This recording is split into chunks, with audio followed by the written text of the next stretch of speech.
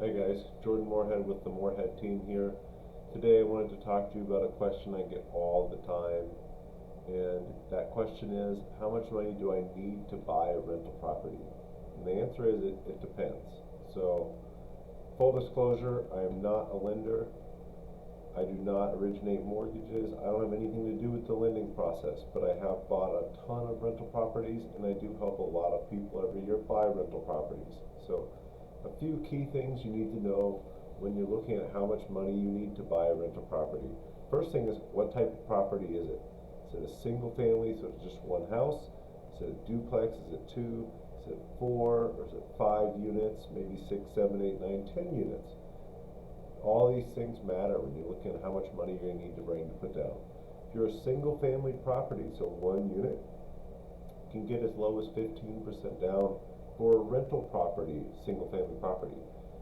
You can buy a single family property to live in, and a year later make it a rental property for as low as 3% down.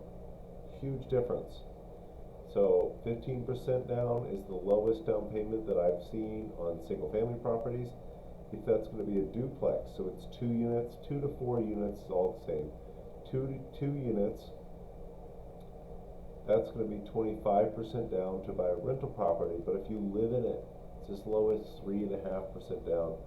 There are also down payment assistance programs when you're living in the property. We're not going to talk about those today. Those vary so widely depending on what time of the year it is, what's available, and exactly where you are. So those are available. Make sure to reach out and look for them if you need them. So again, 2 to 4 unit property as low as 3.5% if you're going to live in it. Probably 25% if you're not going to live in it. You might be able to get a local bank to give you a 20% loan. So again, the answer is, it depends. If somebody tells you you have to have this much to buy a rental property, they're probably not right, because there's so many different loans out there. If somebody says, hey, you probably need 25% to buy a 2 to 4 unit property and get a 30-year mortgage on it, you're probably right. But remember, there's so many other options to buy properties, live in them right now, move out after a year, and then keep that as a rental property. There's no restrictions on that at all. That's 3 to 5% down typically if you're going to live in it. If you're not going to live in it, no matter what the property is, you're looking at 15 to 25% down typically for residential properties, so 1 to 4 units.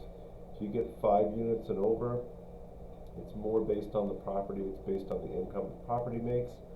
You can get as low as a 20% down payment, but if the property doesn't make a lot of money, that down payment's going up. It can get as high as 40 or 50% down if the property doesn't make the right money. But again, you're trying to buy rental property that makes good money, hopefully, and you can get as low as 20% down, probably more likely in the 20 to 30% down range. But tons of options. Again, residential property, if you're living in it, 3 to 5% down. If you're not living in it, it's pure investment, 15 to 25% down. Commercial property, 20% down is typically your minimum.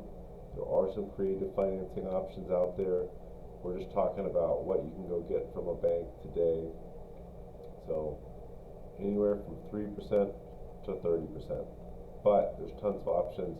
Figure out what you can do with your situation. You need to live in the property for a little bit. Keep it as a rental property forever.